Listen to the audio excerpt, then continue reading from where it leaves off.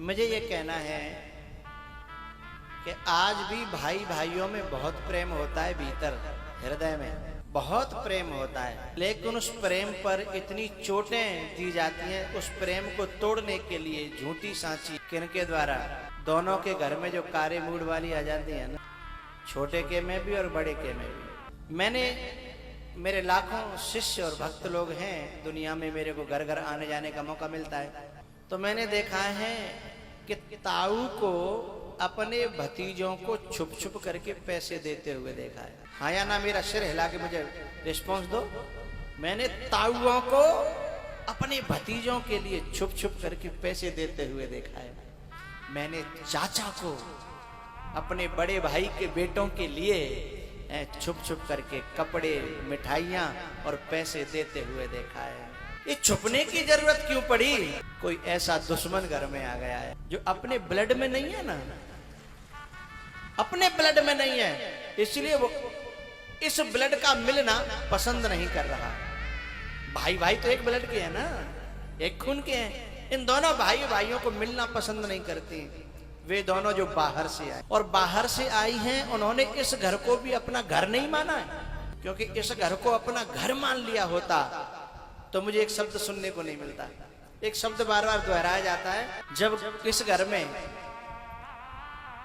माताजी या पिताजी कोई बात कह दें तो पराए घर से जो आई है ना, अपना घर मानती है, तो ये बात नहीं कहती जो मैं कहने जा रहा हूं। वो क्या कहती है? सुनो जी, तुम्हारे बाप ने ऐसा बोला है, तुम समझा देना। तुम्हारे बाप ने बोला है, इसका मतलब तेरा बाप नहीं है। तुम्हारी माँ ऐसे ऐसे बोल रही थी, इसका मतलब वो तूने अपनी माँ उसे अभी तक माना ही नहीं है। जबकि आदमी बेचारा हाथ जोर जोर के समझा रहा है, अरे माँ है ना यार, बड़ी बूढ़ी है, अरे कह सकती है, तुमसे कहेगी तुम सुन लो, तुम्हारी माँ है। इसका मतलब क्या हुआ? तू जा घर में काय को रह रही है? केवल पैसा बटोरवे के लिए, केवल सोने चांदी की चीजें इकट्ठी करवे के लिए हैं? केवल जो कुछ आ रहा ता धरवे के लिए तू आई है? मां तेरी है, बाप तेरा है, और माल खजाना, अरे बोलो करो भाई, मेरा है, उसके लिए तू आई है। आज भी भाई भाई के दिल में जब कोई प्रसंग आता है ना, तो भाई से भाई के लिए हिलोरे उठने लगती हैं, रहा नहीं जाता। मैंने तो बच्चों को कुछ देते हुए तो देखा ही है, मैंने तो बहुत से भाई भाइयों को भी छुप छुप के मिलते हुए देखा है, अपनी बहन से छुप छुप के मिलते हुए देखा है, अपनी बहन के लिए छुप छुप के वस्तुएं, चीजें देते हुए मैंने देखा है। लेकिन कहता है कोई बड़ी बहन है या छोटी बहन है तो कहेगा जीजी अपनी भाभी को मत बताना, नहीं मैं कलेजा मेरे खूने पी जाएगी, अपनी भाभी को मत बता देना। मैं सभी अपनी देश की माताओं से और बहनों से एक बात कहना चाहता हूं। सावन का महीना आता है, तुम अपने भाई के लिए मरी जाती हो ना, तुम्हें अपने भाई की याद आती है कि नहीं आती? कोई प्रसंग आता, बातों को समय आवे है, तुम्हारी बच्चे का या बच्ची का शादी हो, समय आवे तो भाई की याद आती है ना? या 4-6 महीना में भाई से मिलने का मन होता है कि मैयाओं से पूछ रहा हूँ, ए मैया, ए लालियो, भाई की याद आती है, भाई से मिलने का मन होता है। जब तुम्हें अपने भैया से मिलने को इतना मन होता तो जिनको तो भैया है, जिनको दुश्मन है। आज भी भारत की धरती पर भाई का दिल भाई के लिए धड़कता है। कोई प्रसंग आ जाए फिर देखो, मैंने तो कई प्रसंगों में भाई भाई को कथा के दौरान ही रो करके आपस में लिपटते हुए नजारा देखा आंखों से, जिनकी सालों से बिगड़ी हुई थी। क्योंकि जब कथा होती है तो आंखें खुलती हैं कि मेरा भाई मेरा दुश्मन नहीं है, पर ये कारे मूड की याद नाते आई है ना, ताद नाते हम दोनों भाइयों में दरार पैदा कर दी। अभी कहां जलेसर के पास में हमारी कथा हो रही थी ना, एक भक्त परिवार हमसे मिलने आया आगरा का। आगरा का जब परिवार मिलने आया तो उस परिवार में कई सालों से आपस में भैया भैया में इतनी दरार थी जिसका कोई पार नहीं। अब के आकर के वो दोनों भाई और उनका बाप तीनों प्राणी मुझसे मिलने आए। पत्नियों को नहीं लाए एक भी। और तीनों जब आए तो इतने रोए और बोले गुरुजी ऐसा आशीर्वाद दो कि हम में एक है जाए, हम एक है जाए। अब यहाँ एक आए हम छुपके मिलके, छुपके आए हम उनके सामने तो एक जगह बैठ भी नहीं सकते। भाई भाई में फूट का यदि श्रेय जाता है तो ये माताओं को जाता है। ये कलंक माताओं के माथे पर है, भाई भाई की फूट का। और नहीं तो एक सज्जन तो कह रहे थे कि यदि 4 भाई हो चाहे 5 हो चाहे 10 हो, यदि शादी एक के अलावा दूसरे की नहीं हो तो बिना में न्यारो साजो होगा ही नहीं। यदि दूसरी आ गई तो 6-6 5-5 बांट देगी। 2 आ गई ना तो 4-5 बांट देंगे, 4 इधर 5 इधर 5 इधर 5 इधर। लेकिन यदि एक है दूसरी आई नहीं तो भाई भाइयों में कभी न्यारा साजा होने वाला नहीं है। ये भारत की माताओं के माथे पे कलंक है। भाई पे गैर कोई अकड़े, भाई को गुस्सा आए।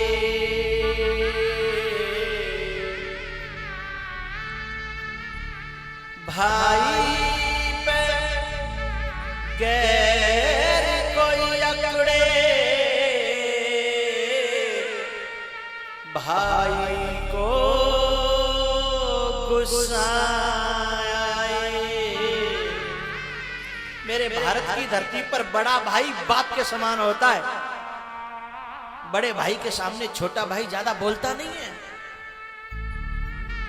लेकिन जब कारे मूड वाली आ जाती है तो बोलना सिखाती है कि तुम अब भी नहीं बोलोगे तो कब बोलोगे, अब भी अपने हक के लिए लड़ोगे नहीं तो कब लड़ोगे। अपने भाई से ही लड़ने की ट्रेनिंग देती है और 1-आधा घंटा नहीं देती। जब भी मौका मिलता है ट्रेनिंग चालू, जब भी मौका मिलता है ट्रेनिंग चालू।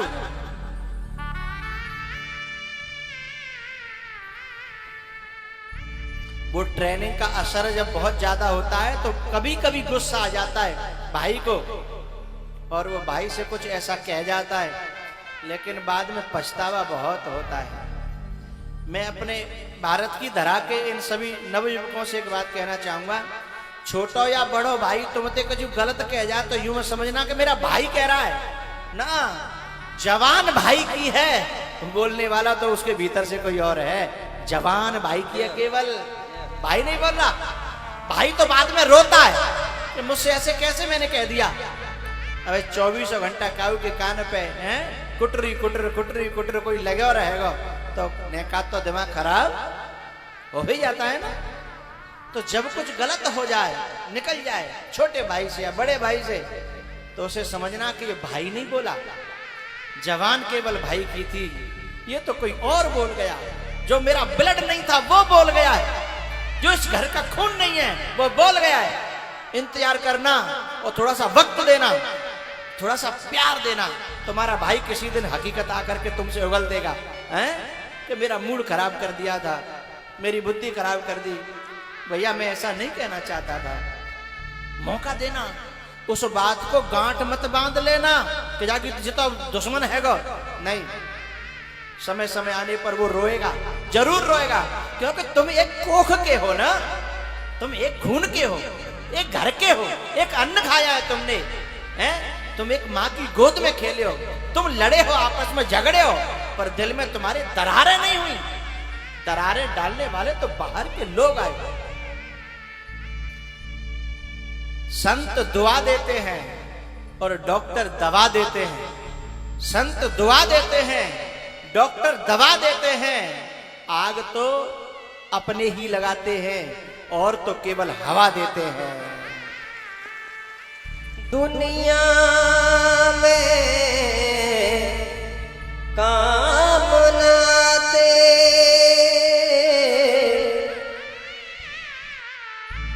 दुनिया में काम नाते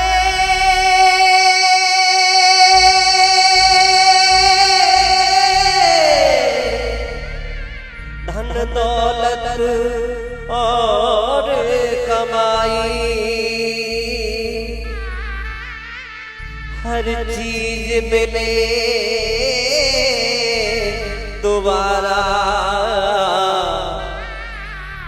न मिले सहोदर भाई, दुश्मन भाई पर अकड़े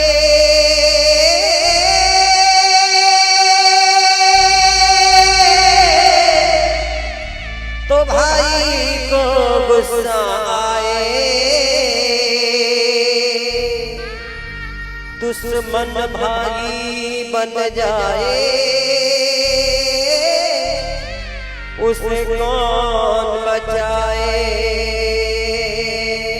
माताओं के लिए मुझे एक बात कहनी है लास्ट में, बात समझ में आए तो जीवन में धारण करना, तुम्हारी काम बन जाएंगे। मुझे एक बात बतानी है बस।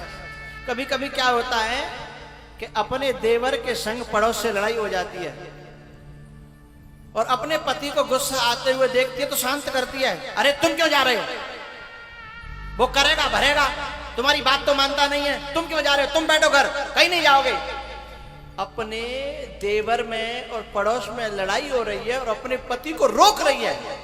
लेकिन मैं उस माँ से एक बात पूछना चाहता हूं, एक तेरा छोटा सा नन्हा सा भाई तेरी मायके में पिट रहा हो, तेरे को फोन आ जाए, तू यहां से भी भागने को तैयार क्यों होती है? यहां से भागने को तैयार होती है, तू तो वहां भी नहीं है, और तू उसके बड़े भाई को अपने घर में पकड़ के रोक रही है। आत्मौपम्येन सर्वत्र समम पश्यति यो अर्जुन। माताओं के सोचना चाहिए कि जब मेरे भाई के प्रति इतना लगाव हो सकता है तो इन भाई भाइयों में भी अपना एक लगाव होता है, उस लगाव का दुश्मन नहीं बनना चाहिए। कई बार तो ऐसे ऐसे लोग मेरे पास आते हैं,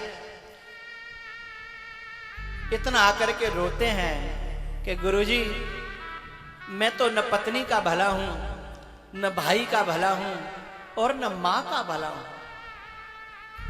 न तो पत्नी का भला, न मां का भला, न भाई का भला, मैं क्या करूं? ऐसे पेचीदा उसकी जिंदगी को फंसा दिया जाता है कि बेचारा कुछ कर नहीं पाता। तो मैं ये कहना चाहता हूं कि मां भी नारी है, पत्नी भी नारी है और बहन भी एक नारी है।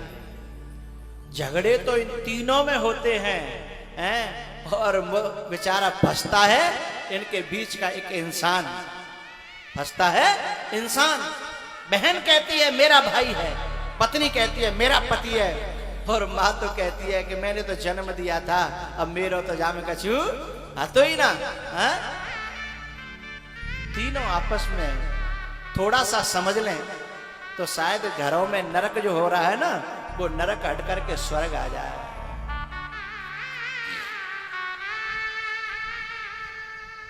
अंतर इतना है कि जब नारी अपने स्वार्थ के लिए, अपनी इच्छाओं की पूर्ति के लिए बुराई दूसरों में ढूंढती है, उस समय वो नारी नहीं होती, राक्षस होती है। और जब वही नारी अपने सुखों को छोड़ करके दूसरों के सुखों के लिए जीना चालू हो जाती है, उस समय वो नारी नारी नहीं होती, वह देवी कहलाती है, देवी। हाँ?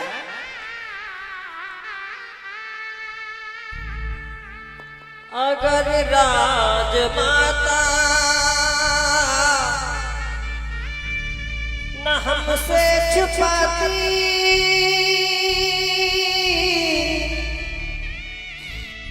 तो भाई से अटूट भाई चारा न जाता, करण जैसा भाई मारा न जाता, करण जैसा भाई मारा न जाता। समय का तो अभाव है, लेकिन मेरा मन कह रहा है कि इस प्रसंग को मैं थोड़ा सा और खोलूं। राजस्थान की एक छोटी सी घटना है। दो भाई थे, आपस में बड़ा प्यार करते थे, बड़ा प्यार करते थे। दोनों की शादी हुई, थोड़े दिन हुए बच्चे पैदा हुए, और जो पत्नियां आई थी आपस में एक दूसरे के दिमाग को खूब भड़काती, लेकिन उनके प्रेम में कभी भी कमी नहीं आई। एक दिन क्या हुआ, जब इनके बच्चे थोड़े थोड़े बड़े हुए, एक दूसरे के यहाँ खेलने के लिए जाने लगे, तो दोनों माताएं एक दूसरे के यहाँ बच्चे को जाने से रोकने लगी और उनकी बुराइयां गिनाने लगी कि तेरी चाची यूं है, तेरी चाची खराब है, तेरी चाची बहुत बुरी है। और चाची कहती है कि तेरी ताई सही नहीं है, तेरी चाची ताई ने मेरे साथ ऐसा किया, ऐसा किया, वैसा किया। खुद ने जो किया वो याद नहीं रहता, लेकिन दूसरे ने जो किया वो बहुत ज्यादा याद रहता है और बढ़ा चढ़ा करके याद रहता है। दोनों नारियों ने अपनी अपनी संतान में बीज बोना चालू कर दिया। और सुनिए, ऐसा नियम है प्रकृति का कि प्रकृति में तो धरती में तुम बीज बोओगे तो अपने आप उपजेगा, उपजावे के लिए जो करवे की जरूरत नहीं है। और बस पानी मिलता रहे तो फिर वह बढ़ावे के लिए जो करना ना वो अपने आप बढ़ेगा। बस बीज डाल दिए दोनों ने दुश्मनी के, और ये दोनों की संतानें ने बड़ी भाई तो आपस में लड़वे लग गए, और लड़वे लग गए तो इतनी दुश्मनी आ गई कि बोला चाली बंद। लेकिन ये दोनों भाई आपस में फिर भी छुप छुप के मिलते रहे, ये कह के सोच सोच के कि भैया बालक लिंग लड़ाई में अपन को कालेनो देनो है, अपन तो एक संग जन्मे, एक संग मरेंगे, एक संग रहे हैं। अब औलाद है, इन नारियों ने आकर के इसमें इनमें बीज डाल दिए बैर के। लेकिन बड़े भाई ने कहा कि भैया यदि जी औलाद ऐसे ही पनपत रही बैर को बीज इनमें, तो काउदना आपस में लड़ लड़ के मर जाएंगे और दुनिया तमाशा देखेगी। कछु कोशिश करो। तो छोटा भाई कहता है कि आज की संतान बड़े बूढ़ों की मानती भी तो नहीं है, हम करें तो करें का। बड़े बूढ़ों को तो पागल मानते हैं, बेवकूफ मानते हैं, यूं कहते सटियाए गए, हम कैसे उन्हें समझाएं। भैया फिर भी कोशिश करो। ये दोनों एक दूसरे को, इन बच्चों को मिलाने की कोशिश करते हैं, लेकिन वे घरवारी है ना, जितनी जी कोशिश करते हैं बाद दुगनी वो अपना बैर बो देती हैं। आखिरकार इनमें इतना बैर बन गया कि एक दूसरे के खून के प्यासे है, एक दूसरे के खून के प्यासे हो गए और बोला चाली बंद हो गई। एक दिन क्या हुआ, जो बड़ा भाई था ना बूढ़ा, इसी गम में उसको अटैक आ गया और वो खत्म हो गया। इस दुख में, क्योंकि बड़े बूढ़ों को जब अच्छा लगता, जब उनको परिवार भरो पूरा एक जगह रहे, तब उनकी आत्मा की खुशी का ठिकाना नहीं होता। और यदि अपनी औलाद में जब दुश्मनी होती है तो बड़े बूढ़ों को इससे ज्यादा कष्ट, बिना रोटी मिले या न मिले, कपड़ा पहरवे को मिले या न मिले, पर औलाद एक जगह रहे, औलाद प्रेम से रहे, एक दूसरे की मदद करे, तो बड़े बूढ़ों को बहुत अच्छा लगता है। इस दुख में वो मर गया बेचारा बुढ़ा। जैसे वो मरा, खबर फैली, तो जो छोटा भाई था ना वो एकदम दौड़ा, लेकिन उसकी संतान ने पकड़ करके उसे किवाड़ों में बंद कर दिया। बोले हमारी दुश्मनी है, खबरदार तुम उधर गए तो हमारी दुश्मनी है उनसे। लेकिन ये बोला भैया, भैया के प्राण निकल गए और ऐसे में थोड़ी दुश्मनी देखी जाती है। बोले नहीं नहीं, हमारी दुश्मनी तो सदा चलेगी, मिटने वाली नहीं है। किवाड़ बंद कर दी। भैया का दाग लगाने के लिए सारी दुनिया गई, लेकिन जो खास नजदीक का भाई था वो नहीं जा पाया। और इन औलाद ने, नालायकों ने क्या किया, ताले में बंद कर दिया 13 दिन आगे ले। बोले जब बिल्कुल वो भंडार और कार्य वगैरह है जाएगा, बाकी बाद निकालेंगे, नहीं तो ये चला जाएगा। अब तो सारी दुनिया दरवाजे पे आ रही जा रही, और ये अपना कमरे में ताले में बंद। बहुत रोता है बूढ़ा। आखिर 13वीं का दिन आ गया, पुआ हो रहे थे, खीर हो रही थी, और ये अकेला घर में बहुत रो रहा था कि मैं अपने भैया को एक पुआ अपनी औलाद से चिल्ला चिल्ला के कह रहे हो कि भैया एक पुआ मोए खाया दे अपने भैया को, और मैं तुमते कबू पर कछु नहीं कहूंगा। मैं मोए तुम चाहे कछु दियो चाहे मत दियो, पर मोए अपने भैया के तेरे अभी में सम्मिलित है जानते हो। लेकिन इन नालायकों ने किवाड़ खोली नहीं। जब शाम हो गई और शाम के वक्त पर पता है जब पूरा समाज भोजन कर गया तो फिर गांव के आसपास के जो काम वाले लोग होते हैं ना, फिर उनकी छूट होती है कि वे आ जाएं। वे लोग आए, काम वाले लोग। इधर इनके लड़कों ने कहा कि अब समाज तो पूरा भोजन करेगो, अब खोल दो डोकरा को। और डोकरा को जैसे ही खोलो और बालकंते नेक देर बाद छुप करके पीछे से और सीधे जा करके जो काम वालों की पंक्ति बैठी थी, लाइन बैठी थी दावत में, उसी में जाके बैठ गया चुपचाप। जैसे काम वालों की पंक्ति में बैठा और परसने वाले आ रहे थे, एक परसने वाले ने देखा कि अरे ये तो इनके चाचा हैं। उसने वहीं खीर की बाल्टी रखी और सीधे अंदर गया कि अरे नालायको, तुम्हारो चाचा बड़ो बूढ़ो, तुम जाके गोद में खेले हो ना, वो पंक्ति में बैठा है काम वालों की में, तुमको मर जाना चाहिए चुल्लू और पानी में डूब करके। एकदम वे खून तो खून होता है ना, एकदम वे पांचों जो लड़के थे ना वे पिघल गए। बोले चाचा, क्योंकि आपस में औलादों में बैर के बीज थे। चाचा तो इनको बहुत प्यार करते थे और इनको भी पता था कि हमें चाचा बहुत प्यार करते हैं, क्योंकि ब्लड में तो झुकाव रहता है ना। इनको भी पता था चाचा बहुत प्यार करते हैं। ये पांचों जाकर के चाचा जी के चरणों में गिर पड़े। बोले चाचा अंदर चलो, आप यहां नहीं बैठोगे। चाचा को अंदर ले गए और पावन में गिर पड़े। चाचा, हम तो अपने भाइयों की वजह से आपके पास नहीं आए, मन बहुत कह रहा था कि आपको बुलाएं, आपको ढूंढ के लाएं। अब आप ही तो हमारे बाप हो, अब तो हमारा कोई रहो नहीं, हमारे बड़े बूढ़े तुम ही हो। खून खून होता है साहब, खून झुक गया। चाचा ने कहा बेटा, यदि तुम मुझे अपनो बाप मानते हो ना तो मेरो भैया तो चलेगा, पर मेरी एक प्रार्थना सुन लो। तुम यदि मुझे अपना बाप मानते हो तो एक काम मेरो कर दे, मेरे मरबे से पहले, क्योंकि भरोसा मोह है ना, मैं कब चले जाऊं, मेरी कब ये दुनिया छूट जाए, कब सांसें छूट जाए। एक मेरी बात मान लो। बताओ चाचा, आप जो कहोगे हम वही करेंगे, क्योंकि आप तो अब तो हमारे पिताजी आप ही हो ना। बोले बताओ। तब चाचा ने कहा बेटा, मेरे जियत केवल इतना कर दो कि तुम नेक झुक जाओ। और बे तो मेरे पुत्र तो नालायक है ही, लेकिन तुम मेरे संग चलो और नेक झुक जाओ। मैं तुमने एक करवे के बाद फिर मरूंगो तो चैन से मर जाऊंगो नहीं, लेकिन मैं न तो चैन से जियो और न चैन से मर पाऊंगा।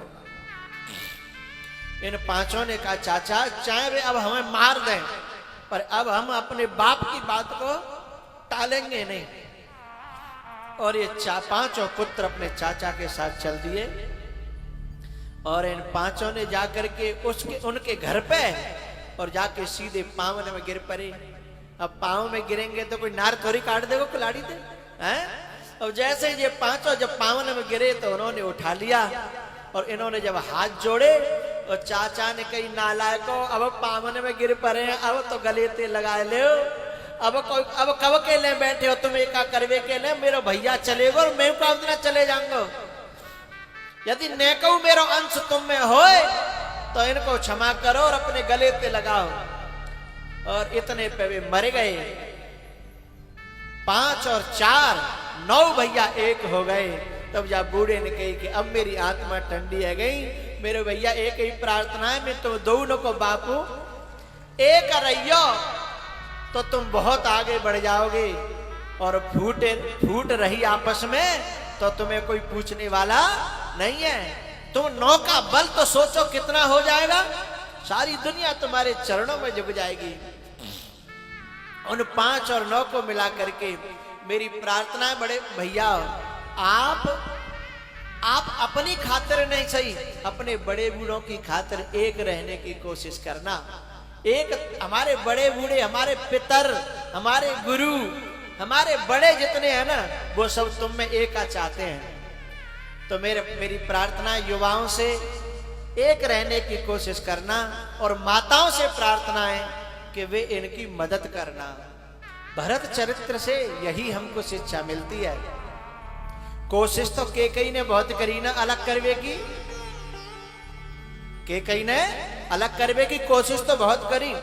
देखो भैया, मां आदरणीय है, मां पूजनीय है, लेकिन फूट डालने वाली बातें मां की भी अनुकरणीय नहीं है, माननीय नहीं है। समझदार व्यक्ति को चाहे मां ही क्यों न हो, उसे फूट वाली बातों को कभी मानना नहीं चाहिए।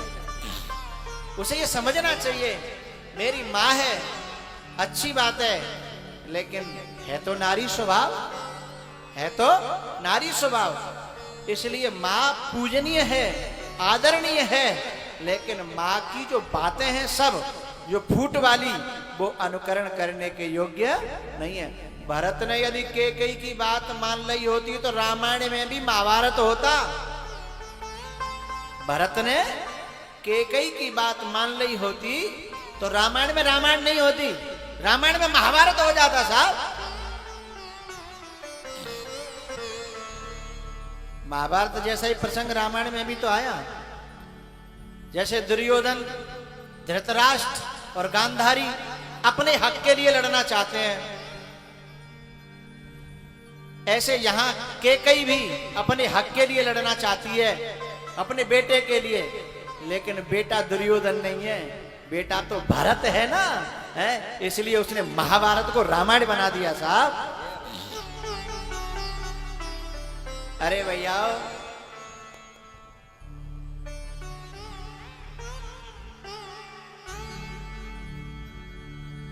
जोरू जमीन जर से करता है क्यों मोहब्बत। जोरू जमीन जर से करता है क्यों मोहब्बत, सब छोड़ने पड़ेंगे नहीं साथ जाने वाले।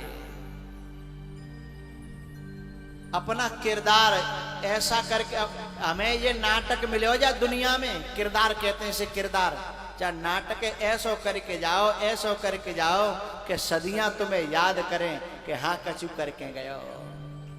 हाँ, छोटे छोटे स्वार्थों की पूर्ति के लिए अपने किरदार को खराब मत करना भैया। किरदार बहुत बड़ी चीज है।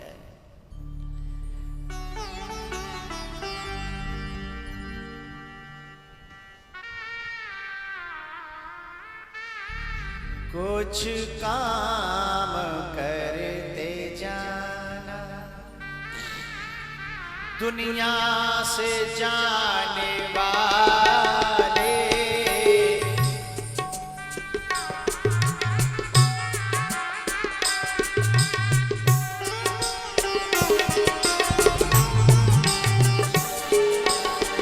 कुछ काम करते जाना, दुनिया से जाने वाले। जाते हैं रोज लाखों, जाते हैं रोज लाखों, बेकार खाने वाले। जाते हैं रोज लाखों।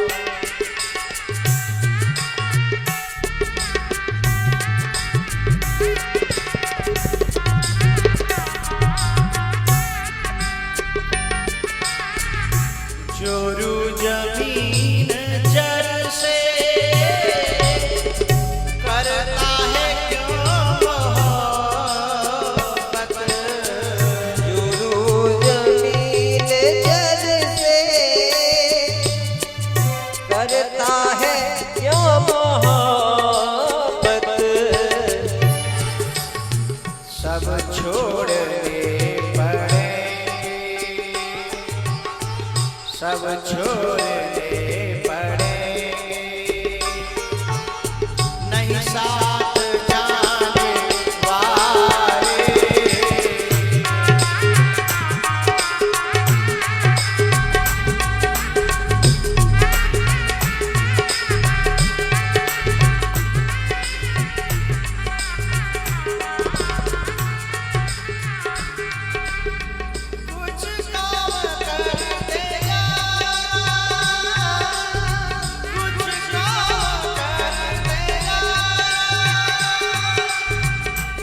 दुनिया से जाने वाले आते हैं रोज लाखों,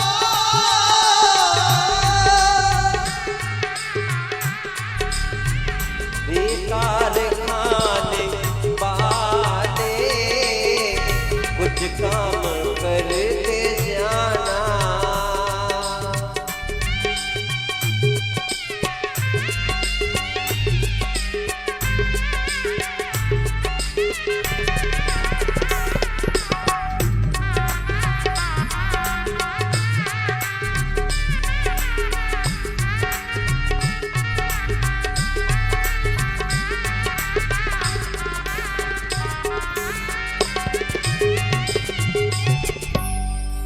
भरत जी महाराज के